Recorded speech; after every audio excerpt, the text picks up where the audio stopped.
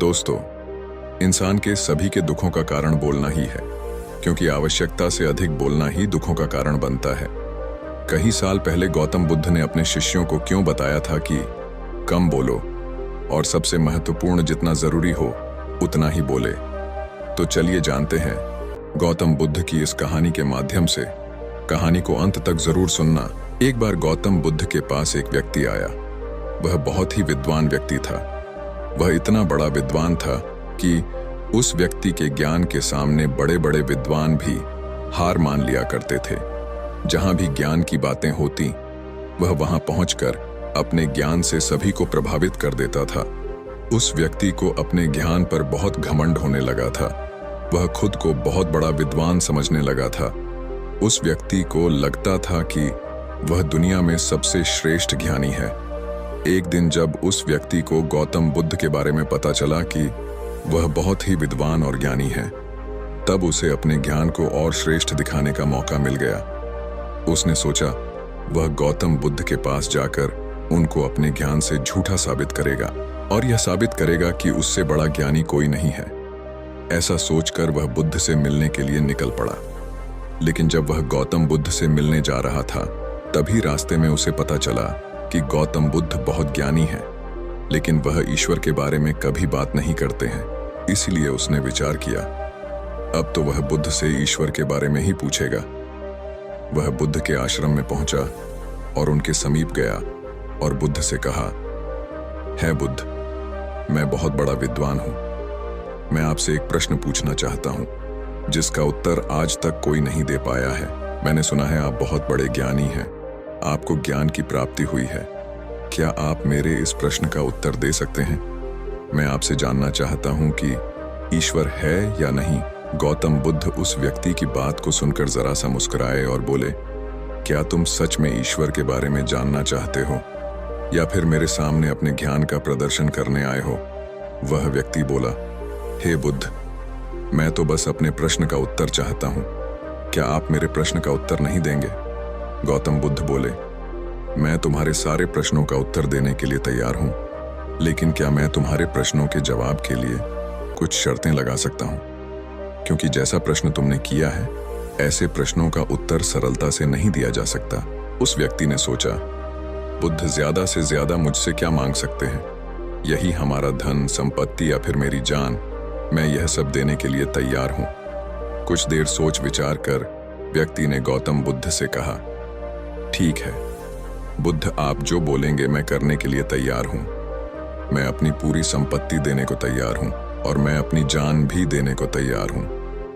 गौतम बुद्ध फिर मुस्कुराए और बोले, मुझे यह सब नहीं चाहिए। व्यक्ति ने कहा, फिर आप क्या चाहते हैं? मैं आपको क्या दूं? बुद्ध बोले, मैं चाहता हूं कि तुम 2 सालों तक मेरे पास रहकर मौन धारण करो। अगर तुम मेरी इस शर्त को मानकर 2 सालों तक मौन धारण कर लेते हो, तो मैं तुम्हारे सभी प्रश्नों का उत्तर दे दूंगा। व्यक्ति सोच में पड़ गया, बुद्ध ने मुझसे ये क्या मांग लिया? यदि मैं मौन हो गया तो 2 वर्षों तक मैं किसी को अपना ज्ञान प्रदर्शित कर ही नहीं पाऊंगा। इससे तो मेरा सारा ज्ञान नष्ट हो जाएगा। लेकिन वह कर भी क्या सकता था? उसके पास कोई रास्ता नहीं बचा था।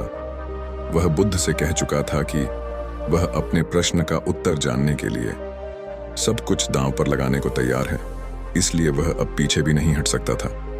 उसने बुद्ध से कहा, मैं तैयार हूं। बुद्ध बोले, चलो आज तुम आराम करो, कल से मौन शुरू करना। वह व्यक्ति पूरी रात बेचैन रहा। उसे नींद नहीं आ रही थी। वह अब सोच रहा था कि मैं कहां फंस गया। अच्छा खासा अपने रास्ते से जा रहा था, यहां आकर तो मैं बेकार ही फंस गया। वह व्यक्ति अगले दिन बुद्ध के पास गया और उसने मौन शुरू कर दिया। उसने एक दिन तो जैसे तैसे करके निकाल दिया, लेकिन दूसरे दिन वह बहुत बेचैन हो गया। अब तो उसके लिए एक एक पल काटना भी भारी पड़ रहा था। लेकिन जैसे तैसे करते 4 महीने गुजर गए।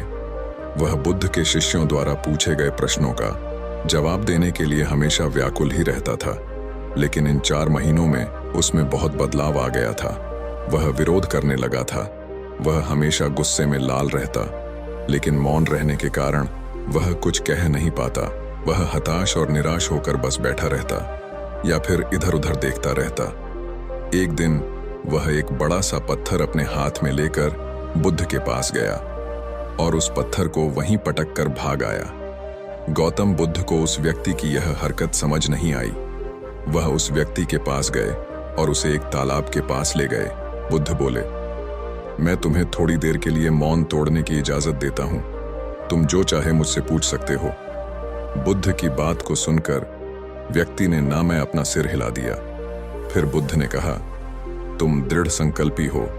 इस तालाब को देखो, क्या तुम्हें चंद्रमा दिखाई दे रहा है? व्यक्ति ने हाँ में अपना सिर हिला दिया।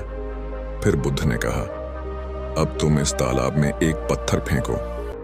व्यक्ति ने एक पत्थर लेकर उस तालाब में फेंक दिया। बुद्ध ने कहा, क्या अब भी चंद्रमा तुम्हें पहले की तरह स्पष्ट दिखाई दे रहा है? व्यक्ति ने ना में अपना सिर हिला दिया।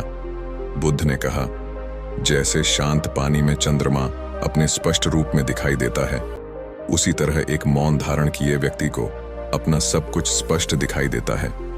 लेकिन तुमने जो मौन धारण किया है वह ऊपरी है। तुम्हारे अंदर अब भी बहुत शोर है। तुम मन ही मन न जाने किस किस से बात करते हो।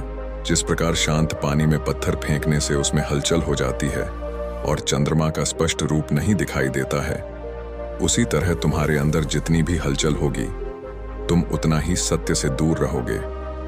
बुद्ध आगे बोले, तुमने 4 महीने मौन धारण करके जो ऊर्जा एकत्रित की है, उसे क्रोध में बर्बाद मत करो।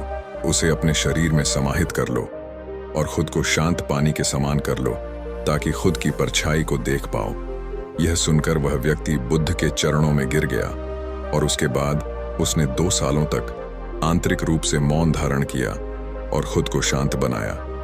2 साल बीत जाने के बाद बुद्ध ने उस व्यक्ति से कहा, अब तुम्हें जो भी पूछना है तुम पूछ सकते हो। उस व्यक्ति ने 2 साल बाद पहली बार कोई शब्द बोला था। उसकी वाणी में इतना आकर्षण था, इतनी करुणा थी कि हर कोई उसे सुनना चाहता था। व्यक्ति बोला, हे बुद्ध, जब मैंने आपसे प्रश्न किया था तब मैं खुद को एक श्रेष्ठ ज्ञानी समझता था, लेकिन अब मुझे पता चल गया है कि मैं अज्ञानी था। मेरे अंदर कोई भी ज्ञान नहीं था।